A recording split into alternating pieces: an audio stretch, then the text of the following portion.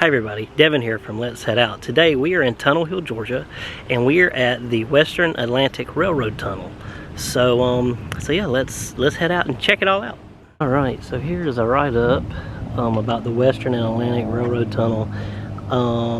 There's a museum and a visitor center, and the tunnel is here as well, so we're going to check it all out. So here's the museum part. This is a awesome little teapot. And we walk on around through here, and Hannah is standing here looking at a chess set. It's the handcrafted in Helen, so that's cool.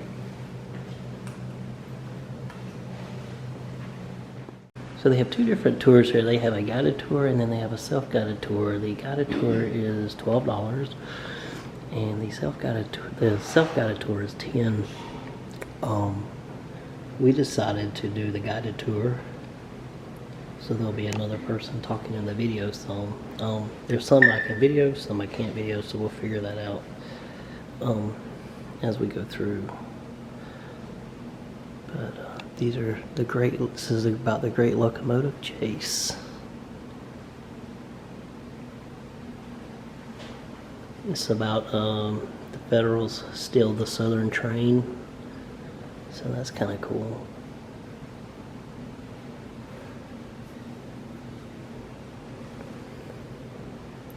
Well, I guess it wasn't cool if you were a Southerner at the time of the Civil War.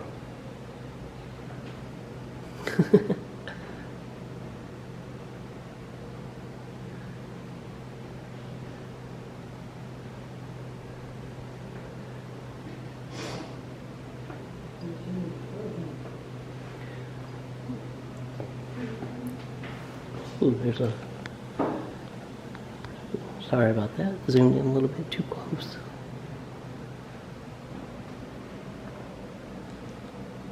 All the lamps from railroad cars.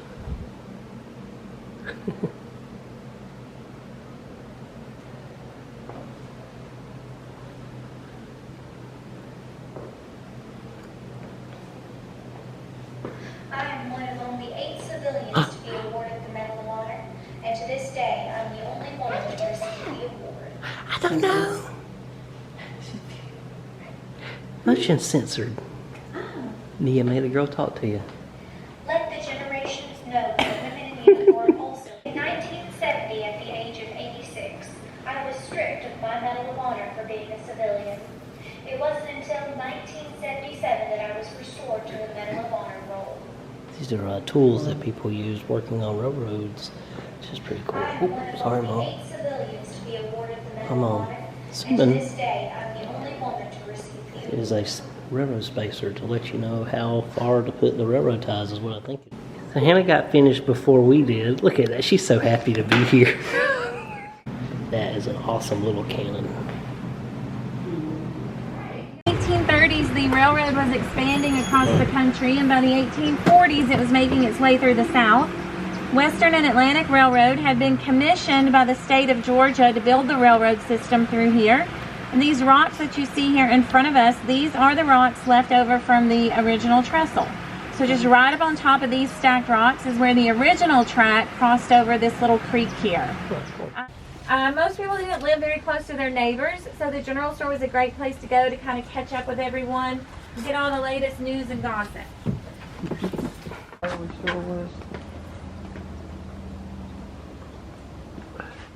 Corn you can take feed to your livestock. Got some old blacksmith tools here, some old woodworking tools, wood planers.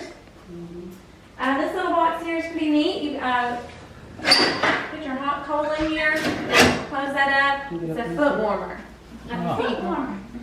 That's cool. You want to open it up again? That's the reason you're supposed to put on the floor. Now down here at the end of the counter we have the barter box. So if you came to the store and you didn't have cash on you, that's okay. You can bring your barter box. And you're just going to fill the box up with anything you have of value, anything you can use to make a trade and get what you need. So maybe a chicken or two, a small pig, some of your crops, grains, jams, jellies, preserves, syrups, whatever you've got of value. See if you can make a trade and get what you need. On the wall behind some gardening tools and farm equipment. The pitchforks and shovels hanging there on the top row. Here we have Stagecoach Mary. She was definitely a tough lady. She was a former slave, started her career in her 60s as a stagecoach driver. She got the job because she was the fastest to hitch up 6 horses. And speaking of being tough, she was always known to carry a gun. She did like to drink whiskey and swear. So, she was definitely a tough lady. I love that those are the things she was known for. She also never missed a day of work.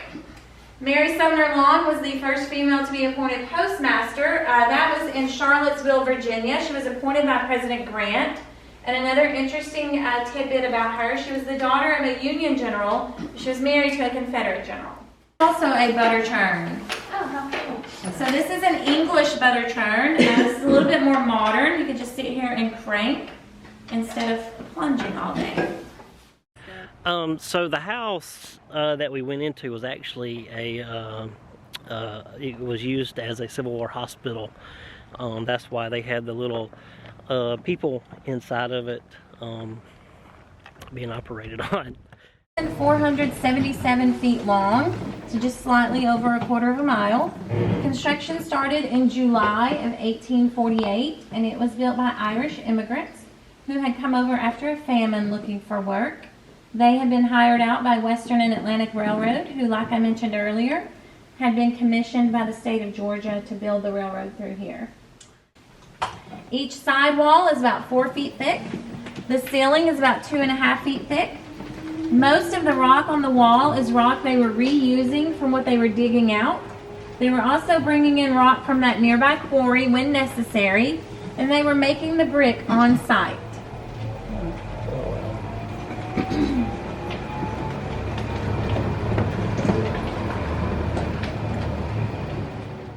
Over on this side, we have our first little safety pocket. There are 8 of these throughout the tunnel. 6 of them are this size, and then we have 2 larger ones more toward the center. Once the tunnel was open and operational, you had trains passing through here. The trains are going to be coming through at about 25 miles per hour.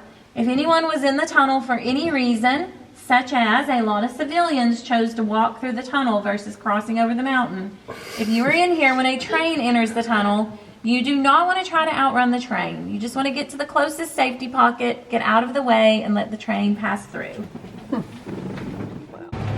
So now we are on the end that the east crew was working on. You will notice on this end there are not as many rocks and boulders down here. There's only a few, and they are not near the size that the other crew was having to work through.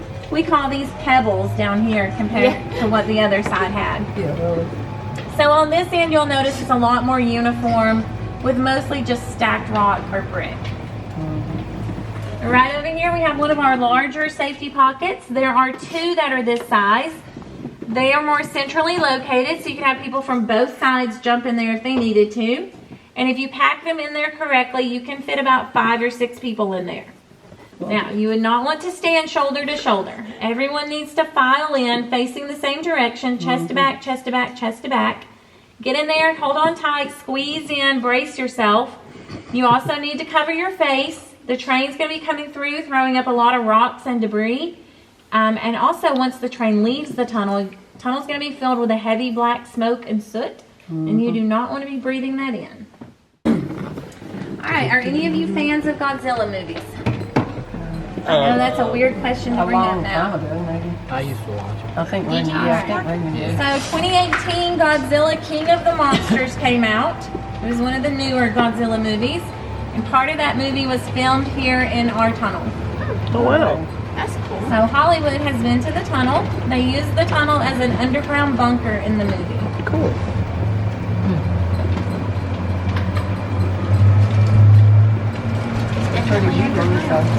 Yeah.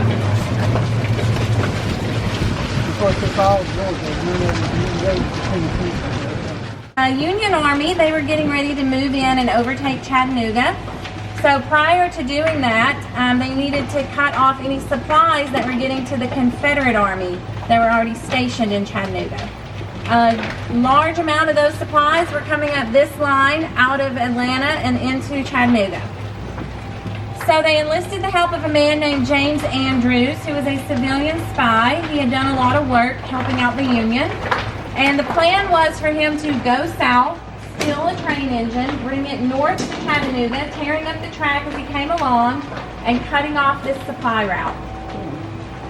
So he was able to get the help of a few soldiers from Ohio who volunteered for this mission. There were about 23 of them. They all met down in Marietta, Georgia, purchased tickets, and boarded the train as civilians. The name of the engine of that train was the General. So the General made a stop in Kennesaw, Georgia, which at the time was called Big Shanty. They stopped there for breakfast.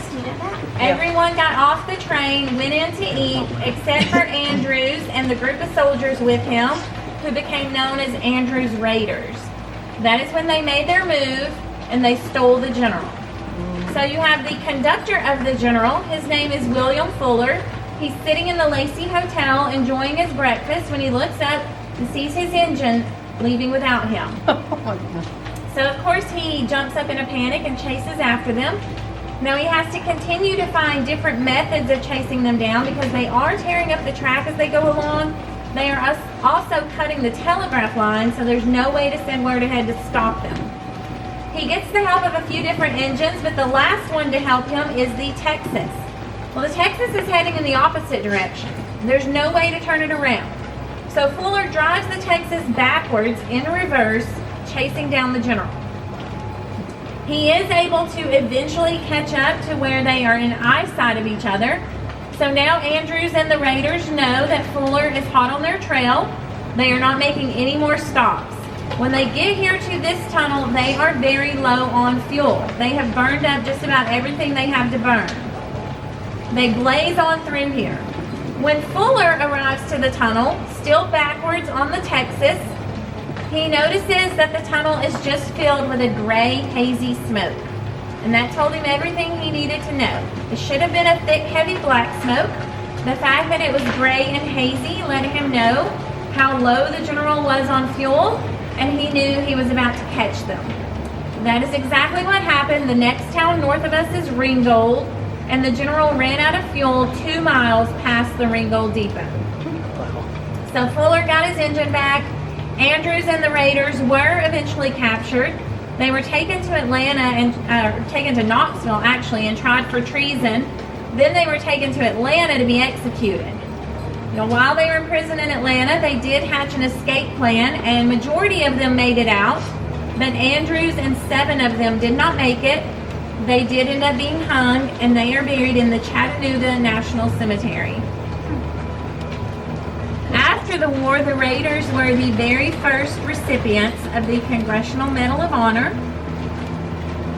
with the exception of Andrews and a man named Bill Campbell, because they were civilians. And if you were ever interested in seeing the original General, it is kept at the Southern Museum down in Kennesaw. I'm not sure if you can go in the houses and stuff without being on like the guided tour. I'm not 100% sure on that. But you might want to, if you come here and you want to go in the houses, you might want to go into the main, wherever it is. I want to go to the main place right over here to and ask. Thank you for watching. If you're watching our videos and haven't subscribed, please subscribe. It's the best way that I can ask you to help support our channel.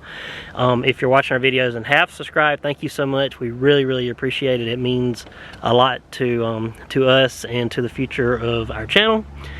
Please ring the notification bell to be notified whenever we put up a new video. Please give us a big thumbs up if you like the video. So I guess that wraps this video up. So until next time, let's head out together. See ya!